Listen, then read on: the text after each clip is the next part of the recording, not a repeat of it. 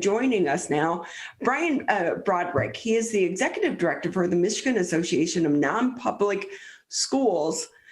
Thank you so much for being with us. Hi, Ronnie. Thank you for the invitation. So really, when I look at this, I know that so many of our private and Catholic and Christian schools have really seen an influx of students coming in the very beginning because so many of the public schools were closed down. But as the pandemic's going on, is that still the case? Yeah, it is. It is the case. It just really depends on what area of the state you're in. So Oakland County, for instance, did see a pretty large influx of students come to the private Christian schools in Oakland County. It was probably less so in other areas of the state. A lot of it, as you know, private schools are dependent on tuition dollars, and so a lot of it depends on what the family's capability is to afford attending one of those schools. And I want to talk a little bit about that too, because we do know that this has been a tough year for all school districts, whether you're private, Catholic or Christian or religious, or even the public schools. But what has been the backside of this when we're hearing about the CARES Act or the new program with the Let's Save America? Are your schools getting any of that money? There is the ability. President Trump at the end of December, when they passed the Coronavirus Relief Act, included a fund for non-public schools. It's called Economic Assistance for Non-Public Schools. So $87 million has come to the state of Michigan specifically just for non-public schools to utilize. Our schools are now in the process of applying for that funding. We're waiting, on the other hand, for the legislature to appropriate the money and for the governor to sign that appropriation. She's declined to sign it twice already. We're hoping this week that she will sign it. And then schools will be able to access some of those dollars. In addition to that, there's another $87 to $90 million that was part of President Biden's American Rescue Plan that is coming to the state. That hasn't arrived at the state yet. That will probably roll out sometime this summer, early fall, and that will be exclusively for Michigan's non-public schools.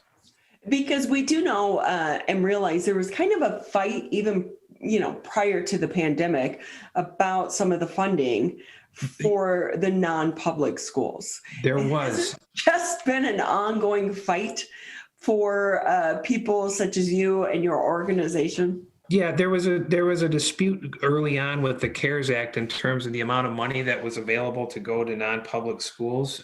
It got resolved by the courts. And so some CARES Act money has flowed to non-public schools. It's not to the amount that I think Secretary DeVos had planned for or indicated was the way to distribute it. But the courts resolved that issue, and our schools have been moving forward with that.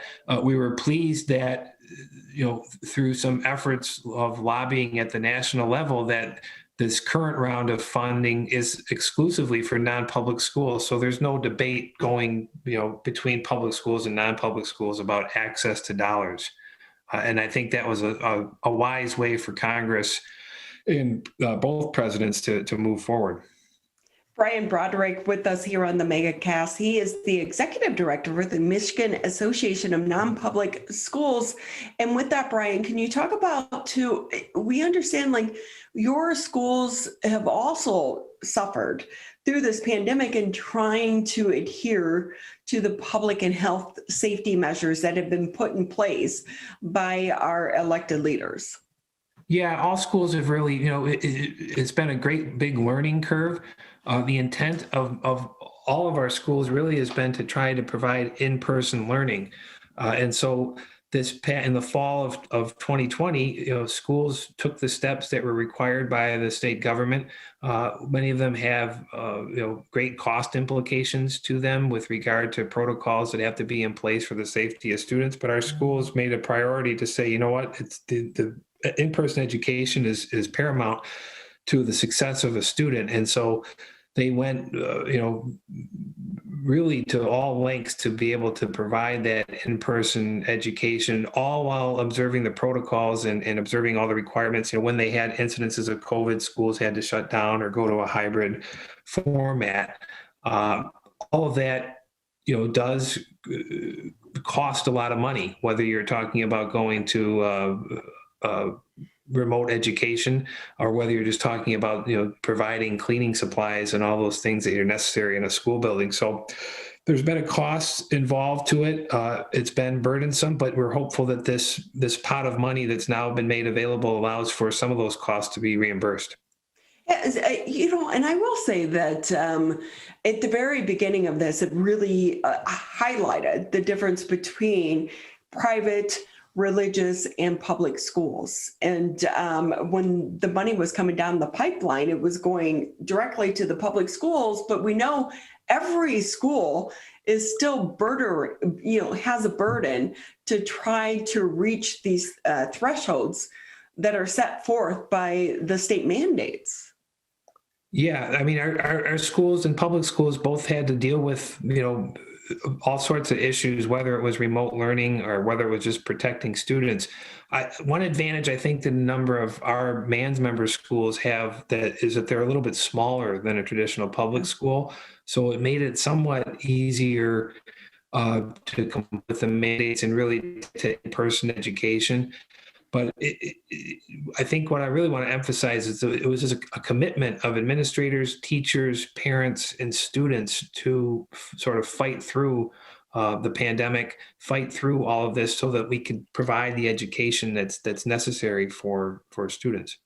So with that, Brian, can I ask you, because the families that were able to afford sending Right. their kids to a religious school, and we know there's been an increase, but with that, do you anticipate that's going to continue maybe next fall or 2 years from now as public schools get back to fully operating in person?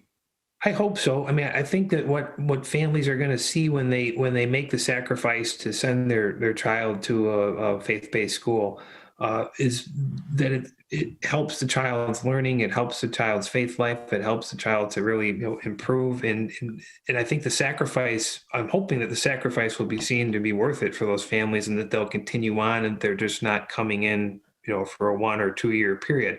I think our schools really strive to educate the whole child, and they do that through a variety of ways. And I think that the ability to, or the success of the schools is really that they address not only the student but the family, and really make it an important facet of that child's life. So with that, Brian, I know that Spring Connect sessions are coming up. Explain exactly what those are. Yeah, MANS offers, our association offers professional development for students, or I'm sorry, not for students, for administrators and teachers. And last fall, we typically have an in-person conference of a few thousand people of teachers and administrators. Last fall, we had to cancel that, and we went to a virtual setting for that conference, and it met with some success.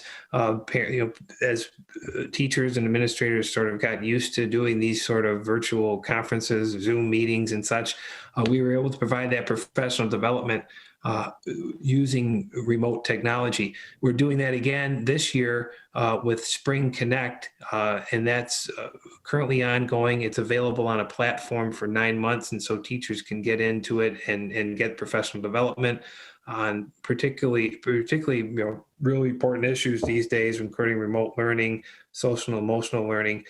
And then they're able to better serve their students and families in the classroom, and also get their continuing clock hours for their teacher certification. And we really hope there's a silver lining to this. And if you would have talked to us like Zoom, I was like, what is Zoom?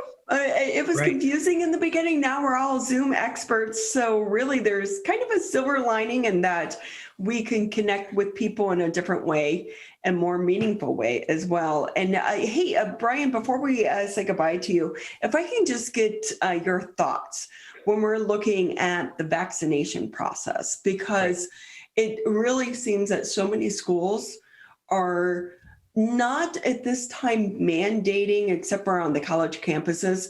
But I would anticipate this is going to really trickle down through the community. Your thoughts on the vaccination process?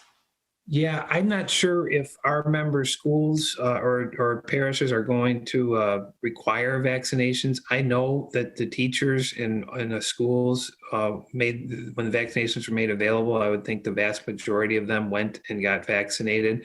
I know vaccinations are currently rolling out now for students, and I think it may be even going down to students that are maybe 12 years old as well, 12 years old and up.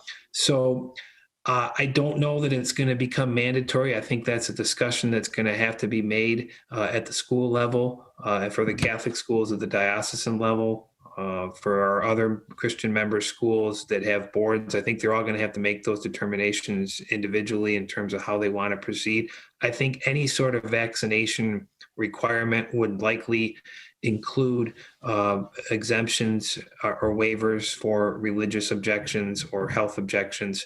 I think that's currently how our vaccination process works right now for students, where vaccinations are required for students to attend school for your normal childhood diseases like chickenpox and measles and such. Brian Broderick with us here on the MegaCast. He's the executive director for the Michigan Association of Non-Public Schools. With that, Brian, we always appreciate your time. Anything maybe I didn't touch on that you want to add? I just say thanks for the opportunity. I guess my message to parents and communities and folks that are involved with our schools is just to be patient. This is a big learning curve for administrators and teachers. I think they've been very successful in what they've been able to do, but there's been some bumps along the way. And I think it's important that we try to exercise as much patience as and cordiality as possible as schools maneuver around these, and parents and students as well. It's all new to them too. So it's just a matter of everybody being patient with each other and polite to each other so we can make it through this. Such good words to leave on. So, Brian, again, we appreciate your time. Thank you.